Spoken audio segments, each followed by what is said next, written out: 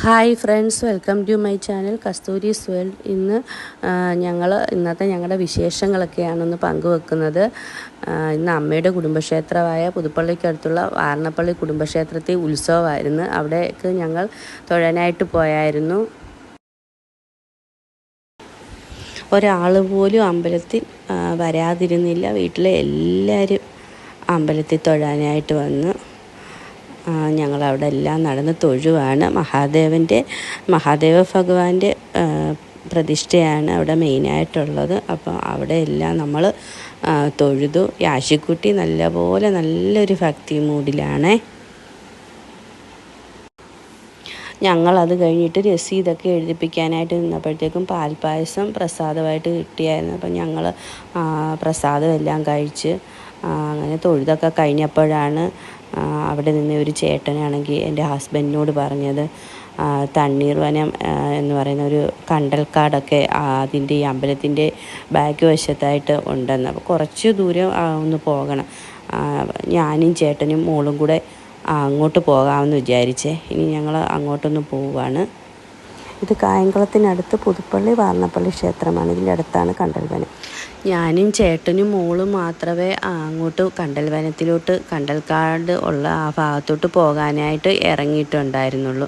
ബാക്കിയുള്ളവരെല്ലാം അമ്പലത്തിൽ തന്നെ നിൽക്കുമായിരുന്നു. അവിടെ ഉച്ചഭക്ഷണവും ഉണ്ടായിരുന്നു. അതൊക്കെ കഴിച്ചിട്ട് ഞങ്ങൾ വീട്ടിലോട്ട് തിരിച്ചു പോകത്തുള്ളൂ.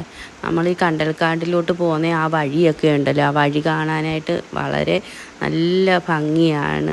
നെൽപ്പാടങ്ങളും ഒക്കെ ഉണ്ട്. നമ്മുടെ മനസ്സിന് വളരെ കുളിർമയേകുന്ന വിധത്തിലുള്ള പ്രകൃതി സുന്ദരമായിട്ടുള്ളൊരു സ്ഥലമാണ് അവിടെ. കണ്ടൽക്കാട്ടിൽ നമ്മൾ ചെന്ന് കഴിഞ്ഞപ്പോൾ അവിടെ ഈ റിസർച്ചിനൊക്കെ വരുന്ന ആളുകളുമൊക്കെ ഉണ്ടായിരുന്നു. ഒത്തിരി വെയിലൊക്കെ ആയിരുന്നത് കൊണ്ട് നമുക്ക് അധിക നേരമൊന്നും കുഞ്ഞുമായിട്ട് അവിടെ നിൽക്കാൻ പറ്റത്തില്ലായിരുന്നു. അപ്പോൾ അവിടെ ചെന്ന് കഴിഞ്ഞാൽ അതിനുള്ളിലേക്കൊക്കെ ഒരുപാട് സ്ഥലങ്ങൾ കാണാനുണ്ടായിരുന്നു. പക്ഷെ നമുക്ക് ഒത്തിരിയൊന്നും അവിടെ നിൽക്കാനായിട്ട് സമയമില്ലായിരുന്നു. പിന്നീട് ഒരിക്കൽ ഞാനിതിനെ നല്ല വിശദമായിട്ടൊരു വീഡിയോ ചെയ്യാവേ. അവിടെ ശുദ്ധജല മത്സ്യകൃഷിയൊക്കെ ഉണ്ടായിരുന്നു. അപ്പോൾ ഈ ഒരു വെള്ളത്തിനകത്ത് ധാരാളം മത്സ്യം കിടക്കുന്നതൊക്കെ ഞാൻ കണ്ടായിരുന്നു. പഴമയിലേക്ക് നമ്മളെ വിളിച്ചുകൊണ്ട് പോകുന്ന ഒരുപാട് കാര്യങ്ങൾ അവിടെ കാണാൻ കഴിഞ്ഞായിരുന്നു. ഇപ്പം ഒരലും അതുപോലെ അരകല്ല് അങ്ങനെയൊക്കെയുള്ള കാര്യങ്ങൾ നമ്മുടെ വീടുകളിലൊക്കെ അങ്ങനെ ഒത്തിരി ഉപയോഗിക്കുന്നില്ലല്ലോ. അവിടെ നമ്മൾ പഴയ കാലത്ത് കൃഷി ചെയ്യുന്ന ഉപകരണങ്ങളൊക്കെ ഉണ്ടല്ലോ, അതെല്ലാം അവിടെ വെച്ചിട്ടുണ്ടായിരുന്നു. കുറേ നേരമെല്ലാം ഞങ്ങൾ അവിടെ നിന്ന് അത് കണ്ട് കുട്ടികൾക്ക് കളിക്കാൻ പറ്റിയ ഊഞ്ഞാലും ഒക്കെ ഉണ്ടായിരുന്നു. കണ്ടൽവനമെല്ലാം കണ്ടിട്ട് ഞങ്ങൾ തിരിച്ച് വന്നപ്പോഴത്തേക്ക് ഉച്ചഭക്ഷണമെല്ലാം റെഡി ആയിട്ടുണ്ടായിരുന്നു. അതെല്ലാം കഴിച്ചു.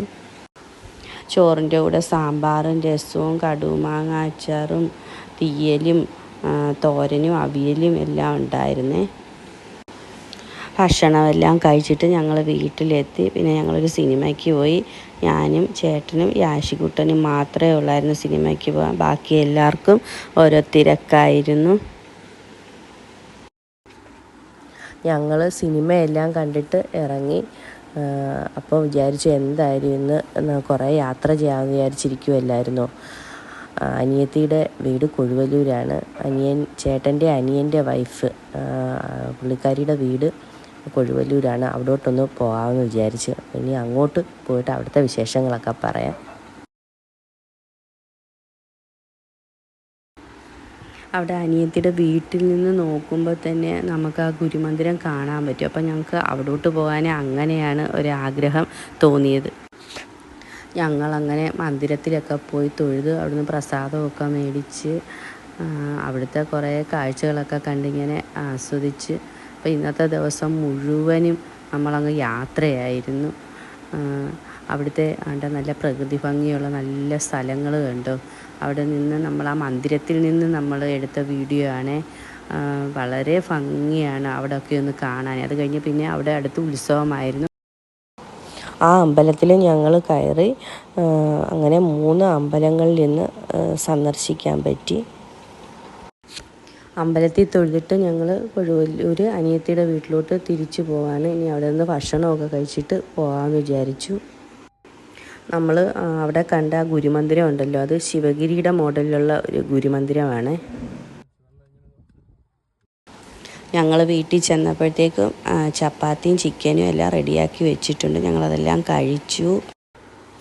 ഞങ്ങളവിടെ ഫാൻസി കൂടെ കയറിയായിരുന്നു. അവിടുത്തെ അച്ഛൻ്റെ ഫാൻസി കൊഴുവല്ലൂരടുത്ത് കാരക്കാട്ടാണ്. അവിടെ നിന്ന് കുറേ 6-7 കമ്മലൊക്കെ മേടിച്ചു.